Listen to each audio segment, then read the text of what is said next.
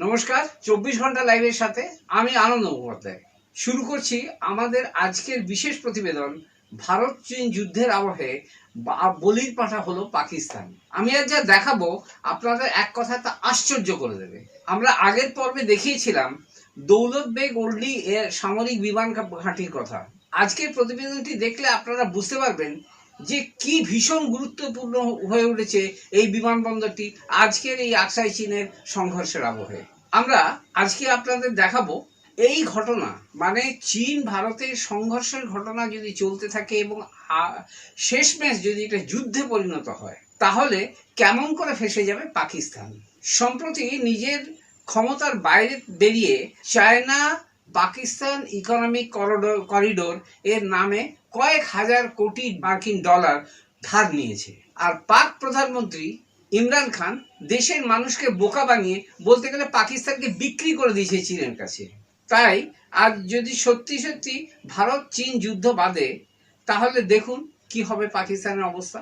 আজকে আমার প্রতিবেদন বলতে গেলে শুরু করছি পাকিস্তানের রাজনৈতিক ভাষ্যকার কমর চিমার কথা দিয়ে। আমরা শুনবো তিনি কি বলছেন। पाकिस्तान के लोग बड़े खुश हैं। खुश क्यों हैं इसकी वजह भी जान लीजिए। अब 4 लड़ाइयों में तो भारत से वो हार चुके हैं। अब जब चीन और भारत में तनाव पैदा हुआ तो उन्हें लगता है कि चीन अपना दोस्त है और वो भारत से भिड़ गया है, तो खुश होना चाहिए। ठीक है भाई, खुश हो लीजिए, लेकिन हकीकत इससे कोसों दूर है। मेरी बातों पर तो आपको यकीन आएगा नहीं, इसीलिए आपके ही देश के एक बहुत बड़े और नामी पॉलिटिकल एनालिस्ट कमर चीमा साहब का एक बयान ढूंढ कर लाया हूं। ध्यान से सुनिएगा। देखिए, ये मामलात इतने सिंपल नहीं है कि आप कहें कि इंडिया और चाइना के हालात खराब हो गए हैं तो जंग के दहाने पे हैं और पता नहीं क्या हो जाएगा। आपको थोड़ा सा एक होलिस्टिक पिक्चर आपके व्यूअर्स के पास आनी चाहिए। भले इंडिया और चाइना की 1962 में वॉर हुई, लेकिन जो लाइन ऑफ एक्चुअल कंट्रोल है यहाँ पे कभी गोली नहीं चली। वो हमेशा डंडे पत्थर और इन चीजों का इस्तेमाल करते हैं, जबकि होता है एलओसी पे तो हमेशा बड़ी हैवी फायरिंग और किस तरह इंडियंस करते रहते हैं। और ऊपर से आपने ये भी देखना है कि इंडिया और चाइना जो है उनकी जो बायलैटरल ट्रेड है वो $100 बिलियन के करीब है, और उन्होंने प्लान किया हुआ अगले $500 अरब तक इसको लेके जाना है अगले 2-4-5 साल में। सो यहां पे हमें देखना यह है कि ये कॉन्फ्लिक्ट भी है और कोऑपरेशन भी है। ये जो टेक्टिकल लेवल पे, छोटे लेवल पे बॉर्डर पे प्रॉब्लम्स हैं, आपने जो चाइनीज एम्बेसडर इंडिया में है सन वेडोंग, उनका बयान सुने। वो कहते हैं dragon and elephant will dance together. শুনলেন তো রাজনৈতিক ভাষ্যকার কমর চিমার কথা। তিনি যা বলছেন এক কথায় বিস্ফোরক বলা যায়। এরপর আমরা শুনবো পাকিস্তানের প্রাক্তন জেনারেল আমজাদ শোয়েব কি বলতে চান। দেখুন সেই ভিডিও। जो लोग भारत चीन विवाद पर खुश हो रहे हैं, दरअसल वो ये नहीं जानते कि ये विवाद पाकिस्तान के गले की फांस बनता जा रहा है। भारत और चीन मौजूदा विवाद को बिना किसी जंग के सुलझा लेंगे, लेकिन बीच में पाकिस्तान बुरी तरह फंस चुका है। फंसा इसलिए है क्योंकि सीपेक प्रोजेक्ट पर संकट के बादल घिर चुके हैं, और ये मैं नहीं कह रहा बल्कि पाकिस्तानी आर्मी के रिटायर्ड जनरल अमजद शोएब खुद कह रहे हैं। एक परेशान कुन वहां पे मसला नजर आता था, वो ये कि वहां पे तकरीबन 8 किलोमीटर के फासले पे अगर एरियल हम लें, वहां से उसको मापें तो तकरीबन 8-9 किलोमीटर के फासले पे कराकोरम हाईवे है जो पाकिस्तान की, जो आप कह लीजिए कि चीन के साथ हमारा बेसिक लिंक है, और सीपैक आगे बन रहा है वहां पे। अब चीज ये है कि इसमें जहां तक सीपैक को स्टॉल करने का चक्कर था, या आप गिलगित बल्तिस्तान पे अगर कोई निगाह रखी हुई थी तो उसमें तो अमेरिका की मर्जी शामिल थी। आपको याद होगा कि अमेरिका ने पहले कभी बात नहीं की थी, लेकिन इसके बारे में उन्होंने कहा था कि जनाब ये सीपैक तो गुजर रहा है वहां पे एक मुतनाज़ा इलाके में से। ये आपको जहन में रखना चाहिए कि अमेरिका किसी न किसी शक्ल में इस मामले में इंडिया को सपोर्ट करेगा। Very interesting. देखिए, भारत का एतराज कानूनी रूप से भी सही है, क्योंकि गिलगित बाल्टिस्तान भारत का इलाका है जिस पर पाकिस्तान अवैध रूप से कब्जा जमाए बैठा है। पाकिस्तान ये अच्छी तरह जानता है कि अगर कल को भारत चीन विवाद बढ़ता है तो सीपेक प्रोजेक्ट के रूप में अपनी आवाम को जो झूठा सपना दिखा रहा है वो सपना टूट जाए। শুনলেন তো আমজাদ শোয়েবের কথা। এবার আপনাদের দেখাবো পাকিস্তানি মিডিয়ার এক অংশ, একজন অত্যন্ত সিনিয়র রিপোর্টার ওরা মকবুল, তিনি কি বলছেন। अब चाइना जो है यूं समझे सर है, ठीक है, ये पूरी दुनिया धड़ है, ये गर्दन पाकिस्तान है और गर्दन सीपैक की लाइन है। तो ये गर्दन पे को बैठ गए तो खत्म। तो अब वो लद्दाख वो गर्दन का सिरा है जिसपे इंडिया को बिठाने की कोशिश की जा रही है। और आप अंदाजा करें कि अगर चाइना के बॉर्डर पे तोपें खड़ी हो तो 24 किलोमीटर तक तो गोला आम जाता है ना। जी बिल्कुल। इसका रिजल्ट क्या निकलेगा? ये एक ही निकलेगा कि इंडिया पाकिस्तान पे हमला करेगा। अच्छा, जो हम रोज से कह रहे हैं ना, हम क्या देखा, चाइना क्या करेगा? देखो जैसे आप पाकिस्तान इंडिया हमला करेगा ना, ठीक है, तो आलमी ताकत करके पहुंचेंगे ओके कि चुप करो, यहाँ पीस करो, वरना ये तो पागल हैं, ये तो बम चला देंगे। ठीक है। और जब इंटरनेशनल फोर्सेस वहां पहुंचेंगी तो ये इलाका कम से कम 5-7 साल के लिए डिस्टर्ब हो गया ना। सीपैक कंप्लीट होता हुआ नजर आ रहा है इस मीनवाइल? मुझे बहुत बड़ी ये साल गुजर जाए ना सही तरह, तो बड़ी बात है। আমরা আজকে শুধু এইভাবে বিশ্লেষণের মধ্যে দিয়ে যাব। এই ভারত চীন বিবাদ নিয়ে ফেটে পড়লেন রিটায়ার্ড পাক জেনারেল গোলাম মোস্তফা। তিনি, আমরা আগের দিনে গতদিন আমাদের প্রতিবেদনে দেখিয়েছিলাম যে দৌলত বেগ ওল্ডি এয়ারপোর্ট নিয়ে, যে কিভাবে আমরা মানে ভারতীয় জেনারেলরা, ভারতীয় বিমান বাহিনী কিভাবে অত্যন্ত দক্ষতা ক্ষিপ্রতার সাথে নিজেদের ঝুঁকি নিয়ে সেখানে বিমানবন্দরটাকে ভালো করে তৈরি করেন। সেই বিমানবন্দরটা আজকে একটা কি পয়েন্ট হয়ে দাঁড়িয়েছে এই যুদ্ধে, সেটা আপনারা বুঝতে পারবেন পাকিস্তানের রিটায়ার্ড জেনারেল গোলাম মুস্তাফার কথায়। তিনি এরপর দৌলত বেগ গোল্ডি নিয়ে ক্ষোভে ফেটে পড়লেন। পাকিস্তানের দূরদৃষ্টির অভাব, বললেন যে পাকিস্তানের দূরদৃষ্টির অভাব ছিল, যারা আমাদের ওরা তো বলে গদিকে বলে সিয়াসত, যে আমাদের পাকিস্তানের সিয়াসতে যারা বসেছিলেন এতদিন তাদের কিন্তু টোটালি দূরদৃষ্টির অভাব ছিল। ভারত অত্যন্ত তৎপরতার সাথে, অত্যন্ত প্রত্যুৎপন্নমতিত্বের সাথে তারা এই গোল্ডি এয়ারপোর্ট, দৌলত বেগ গোল্ডি এয়ারপোর্টটাকে তৈরি করে ফেলেছেন। তার কথায় মনে হচ্ছে শুনে যে এই দৌলত বেগ গোল্ডি এয়ারপোর্টকে নিয়েই ভারত কিন্তু একটা দাবার চাল দিয়ে রেখেছে। আর কেমন ভাবে চাল দিয়ে রেখেছে তা শুনুন জেনারেলের মুখেই। दौलत बेग ओल्डी को एक आम मुकाम से इन्होंने एक ब्रिगेड साइज से ज़्यादा बड़ी एक ना सिर्फ कैंट बनाया, वहाँ पे एक एयरपोर्ट बनाया। अब यहाँ से ना सिर्फ ये कि अक्सई चिन वगैरह पे हमला किया जा सकता है, कि केएच पे हमला किया जा सकता है, लेकिन ये अपनी हैवी मशीनरी यहाँ पे ला सकते हैं। दूसरी जो खबर जो ये थी सीपैक को डैमेज किया जाए तो चाइना का जो रास्ता है न सिर्फ पाकिस्तान से कट जाएगा बल्कि वस्ती एशिया रियासतों से कट जाएगा, और थोड़ा सा अगर ऊपर नॉर्थ से जाएंगे तो फिर वो रूस के साथ मसाइल बन जाएंगे। तो चाइना के लिए सीपैक बेकार हो जाएगा और पाकिस्तान के लिए भी वो सिर्फ एक सड़क रह जाएगी सारी। শুনলেন তো জেনারেলের কথা?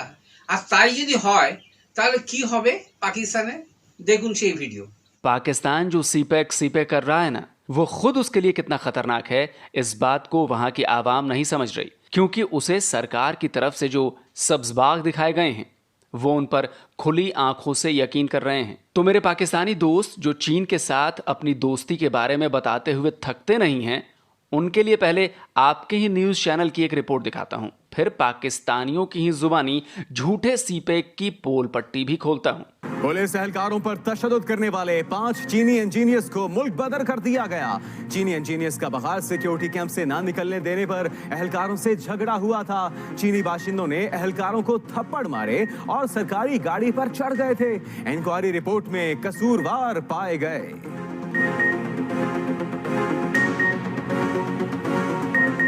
तो चीनियों की नजर में पाकिस्तान की औकात क्या है, यह आपको साफ नजर आ गई होगी। सीपैक के जरिए किस तरह चीन पाकिस्तान को अपना गुलाम बना रहा है, यह समझने के लिए पहले थोड़ा सा सीपैक के बारे में जान लेते हैं। 7 साल पहले चीन ने इस प्रोजेक्ट की घोषणा की थी। मकसद पाकिस्तान और मध्य एवं दक्षिण एशियाई देशों में अपना प्रभुत्व बढ़ाना है। उस वक्त इस प्रोजेक्ट की लागत करीब 46 बिलियन अमेरिकी डॉलर थी, जो 2017 तक बढ़कर 62 बिलियन डॉलर हो चुकी थी। यानी 3 साल में ये और ज्यादा बढ़ गई होगी। आधिकारिक आंकड़ों के मुताबिक सीपैक में 80% इन्वेस्टमेंट चीन और पाकिस्तान का ज्वाइंट वेंचर है, जबकि 20% कर्ज के रूप में दिया गया है। यह जो 20% पैसा चीन ने पाकिस्तान को कर्ज के रूप में दिया है, वो पाकिस्तान की जीडीपी का करीब 6% है। कर्ज देने वालों में मुख्य रूप से चीन के 3 बैंक हैं, Exim bank of China, China development bank और industrial and commercial bank of China limited. अब कर्ज का तो मतलब ही होता है कि भाई उसे सूद समेत लौटाना भी होगा। हालांकि पाकिस्तान का दावा है कि उसे बेहद कम यानी करीब 2% के आसपास इंटरेस्ट रेट पर कर्ज मिला है। लेकिन पाकिस्तान में कुछ लोग हैं जो जानते हैं कि सीपैक के नाम पर मिला ये कर्ज पाकिस्तान के गले का फंदा बनने जा रहा है। এ তো গেল রাজনৈতিক ভাষ্যকার এবং পাকিস্তানের সামরিক জেনারেলদের কথা। আমরা এবার আসবো পাকিস্তান মিডিয়ার কথায়। মিডিয়া কি ভাবছে?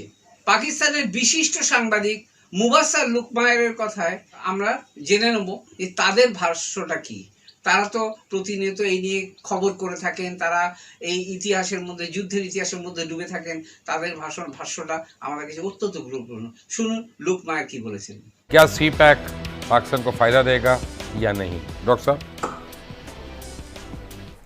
आई थिंक बहुत बड़ा क्वेश्चन मार्क है।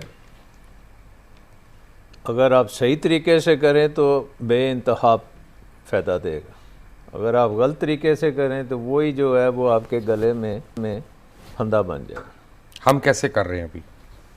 आई थिंक इस वक्त हम, और ये तो IMF की रिपोर्ट में भी आ गया है कि अगर आपकी एक्सपोर्ट्स नहीं बढ़ेंगी, अगर आपकी इकोनॉमिक ग्रोथ नहीं होगी, तो ये जो लाइबिलिटीज़ आप ले रहे हैं, कर्ज़े जो ले रहे हैं, जिस तरह की इन्वेस्टमेंट आप ले रहे हैं, ये आपका वबाले जान बन जाएगी, आप इसको सर्विस नहीं कर सकेंगे।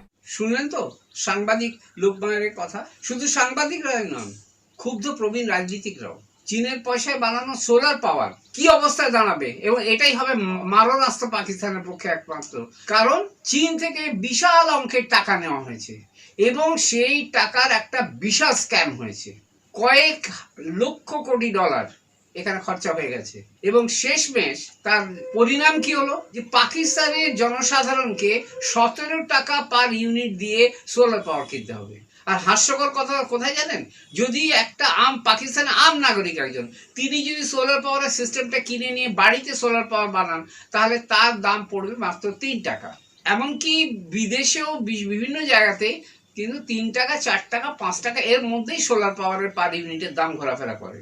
সেখানে পাকিস্তানের জনসাধারণকে কিনতে হবে 17 টাকা মূল্যে পার ইউনিট, এবং সেটা একরকম প্রেশার দেওয়া হবে। কারণ এই সোলার ইউনিটটা যেহেতু সরকার তৈরি করেছে, প্রাইভেট কেউ যদি নিজেরা ছোট ছোট করে ইউনিট তৈরি করে, তাহলে তাদেরটা কেউ কিনবে না। আর সেটা যদি না কেনে, তাহলে পাকিস্তান সরকার একটা বিরাট লসের মুখে পড়বে। তাই আমরা এখন শুনে নেব প্রবীণ রাজনীতিক वकार अक्रम की बोलते हैं। सुनो। पाकिस्तान के भी भीतर खाने में ये बात समझ आ गई है। शायद यही वजह है कि इमरान खान की सरकार में प्रोजेक्ट की रफ्तार धीमी पड़ गई है। पिछले साल सितंबर में पाकिस्तान के वाणिज्य मंत्री अब्दुल रजाक दाऊद ने रिव्यू कराए जाने तक प्रोजेक्ट को स्थगित करने का प्रस्ताव दे दिया था। ऐसा इसलिए हुआ क्योंकि अगस्त 2019 में इसमें करप्शन की जांच के लिए पाकिस्तान सरकार ने कमेटी बनाई और कमेटी ने अपनी रिपोर्ट में साफ साफ बताया कि इसमें बड़े बड़े घपले हो रहे हैं। अगर बिजली में इन्वेस्टमेंट आ रही है और वो बिजली लेट से 10 रुपए की आप बनाएंगे एक यूनिट, और उसके बाद उसको आप 30% लॉसेस भी होंगे, तो वो जब इंडस्ट्री के पास पहुंचेगी वो 13 रुपए की पड़ जाएगी, और बाकी दुनिया जो है बिजली 3-4 रुपए पे लेगी, तो आपकी इंडस्ट्री नहीं अफोर्ड कर सकेगी ये बिजली लेना, और ना फिर आपकी वो जो रिकवरी होगी आपकी इंडस्ट्री की, वो तो नहीं होगी। बाय द वे सोलर वो 17 रुपए यूनिट ले रहे हैं, सोलर वो 17 रुपये ले रहे हैं, और सोलर UAE में आप 3 रुपये का ले रही हैं। मैक्सिको ने अभी 4 रुपये का सोलर का किया है हिसाब किताब, हम 17-18 रुपये पे लिए हैं, और प्रोजेक्शन ये है कि अगले 10 साल में सोलर 1 रुपये पे आ जाएगा। तो हम 17 रुपए का क्यों ले रहे हैं हम चाइना से?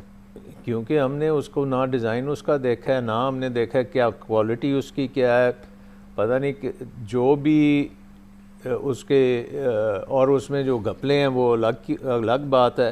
उसकी फाइनेंसिंग हमने बहुत एक्सपेंसिव कर रखी है। सो आई थिंक कि बेसिकली आपका जो ओरिजिनल क्वेश्चन है कि CPEC फंदा है हमारे लिए या हमारी रिहाई है into from poverty, it depends on कि हम उससे क्या करना चाहते हैं और कैसे करना चाहते हैं। जब हमारी इंडस्ट्री बंद हो रही है, जब हमारा प्रोडक्शन ख़त्म हो रही है, जब हमारी एनर्जी जो है वो आउट ऑफ रीच हो रही है, तो वो किस तरह से मेरे लिए देखें, बड़ी सिंपल बात है। अगर हुकूमत आपको बिजली देगी 15 रुपये में और आप ख़ुद बिजली बना लेंगे 3 रुपये में, तो आपको पागल कुत्ते ने काटा कि आप हुकूमत की बिजली लेंगे।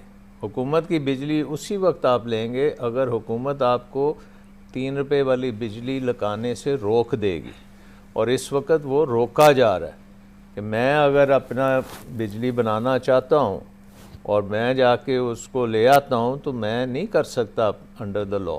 তার মানে ভারত চীন যুদ্ধ হলে ফেঁসে যাবে পাকিস্তান। শুধু ফাঁসা নয়, এই দুটো গোটা দেশটাকেই গ্রাস করে নেবে চীন। আপনারা শুনলেন এই প্রতিবেদনের মাঝখানে যে কি কি নিয়ম কানুনের মধ্যে কি কি নিয়মের বেড়া জালে পাকিস্তানকে ফাঁসিয়ে এই টাকা দিয়েছে চীন, এবং বলেছেন তাদের মধ্যে চুক্তি আছে যে যদি শুধু এখানে না, পাকিস্তানের চীন যেখানেই চুক্তি করেছে টাকা দিয়ে, সেখানে কিন্তু এই চুক্তিটাই বলবৎ যে যদি টাকা ফেরত না হয়, সুদ যদি না পাওয়া যায়, তাহলে কিন্তু ওই জায়গা, ওই প্রজেক্ট চীনের দখলে চলে যাবে। পাকিস্তানে চীন বন্দর তৈরি করেছে, সেখানে টাকা ইনভেস্ট করেছে, ইনফ্রাস্ট্রাকচার সিপেক যেটা চায়না পাকিস্তান ইকোনমিক করিডোর তৈরি হচ্ছে, সেখানেতে 80% টাকা পাকিস্তান এবং চীনের মানুষ দিয়েছে। শুধু তাই নয়, বাকি 20% যে টাকাটা থাকে সেটাও চীন তাদের ধার দিয়েছে। চীন যৌথভাবে যেটা চীন এবং পাকিস্তান দেবে 80%, তার যে টাকা সেটা ধারের টাকা, সেটা থেকে শোধ করতে হবে, সুদ দিতে হবে। এছাড়াও ব্যালেন্স যে 80% 20% পড়ে থাকছে, সে টাকাটাও ধার দিয়েছে চীন, সেই টাকারও সুদ গুনতে হবে। আর আজকে যদি ভারতের সাথে যদি চীনের সত্যিই যুদ্ধ বেঁধে যায়, তাহলে কিন্তু ওই গোল্ডি এয়ারপোর্ট দিয়ে উড়ে যাবে পাকিস্তানের ওই সিপেক, ওই চায়না পাকিস্তান করিডোর, তাহলে সমস্ত স্বপ্ন নির্মূল হয়ে যাবে। আপনারা শুনলেন তো? তাহলে কি সত্যি ভারত চীন যুদ্ধ হবে? আপনারা কি বলেন? আমার দৃঢ় বিশ্বাস যে আজকের এই প্রতিবেদন আপনাদের অবশ্যই ভালো লাগবে, আমাদের জানাবেন। আজকের প্রতিবেদন এখানেই শেষ। নমস্কার, জয় হিন্দ।